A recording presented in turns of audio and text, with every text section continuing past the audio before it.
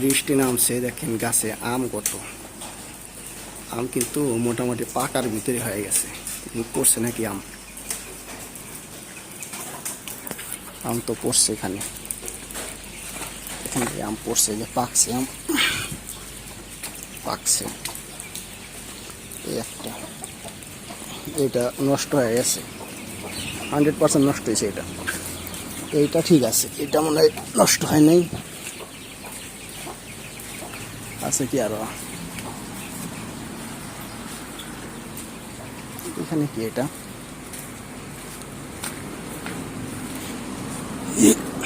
এটা আম দেখতেছি, এত দূর আইছে আম। এখানে আম তো ভালো আম ধরছে, দেখছেন, একদম গাছ পাকা আম। এখানে একটু পড়ছে, এখানে এটা এটা নষ্ট।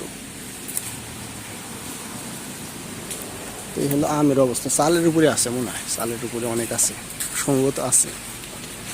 রাত্রে সাউন্ড পাইলাম। তো এই হচ্ছে মালয়েশিয়া আমের অবস্থা। গাছের এরকম খাই গাছের আম, প্রচুর পরিমাণ আম ধরছে। এখন আরো ছিল, পুইরা পুইরা গেছে। দেখি কেমন।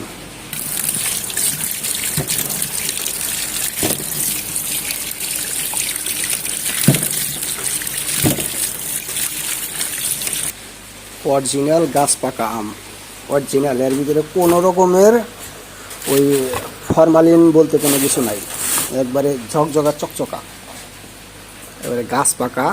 যেমন এটা হচ্ছে সেরকম আম, দেখেন একেবারে। এটা 100% নষ্ট। উপরে ফেস দেখে বোঝা যায়। কি রে, উপরে দেখা মনে হচ্ছে যে কি নষ্ট, কিন্তু নষ্ট হয় নাই কিন্তু, দেখছেন।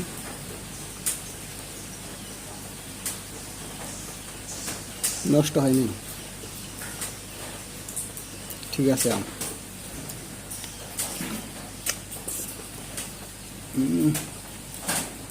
অনেক মিষ্টি।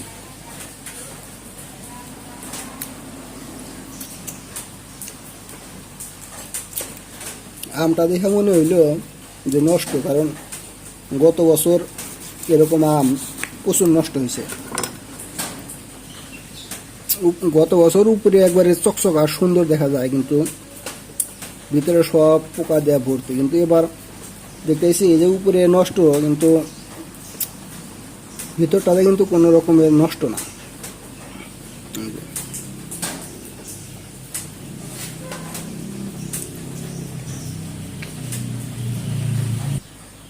বাড়িতে কিন্তু আমাদের অনেক আম আছে, আম গাছ আছে, আমও আছে, কিন্তু বাড়ির তা তো আর খাইতে পারি না।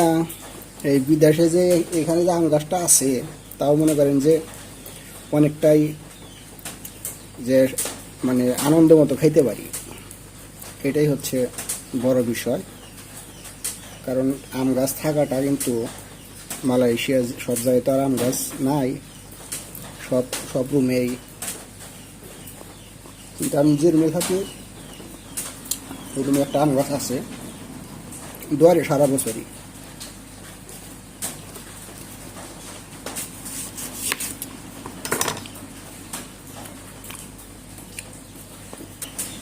এই আমটা হচ্ছে সবচেয়ে সুন্দর, সবচেয়ে মানে কালারফুল। দেখি নষ্ট নষ্টটা তো কাটলাম, তাও আলহামদুলিল্লাহ ভালো বাড়াইছে সবটি। এটা দেখি, বিসমিল্লাহির রহমানির রহিম।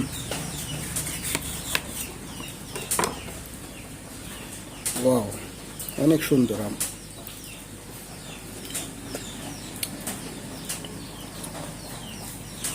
এটা পাকছে বেশি, অনেক সুন্দর আম। আলহামদুলিল্লাহ, আম খাইলাম অনেকদিন পর, পাকা আম, একদম গাছ পাকা আম খাইলাম।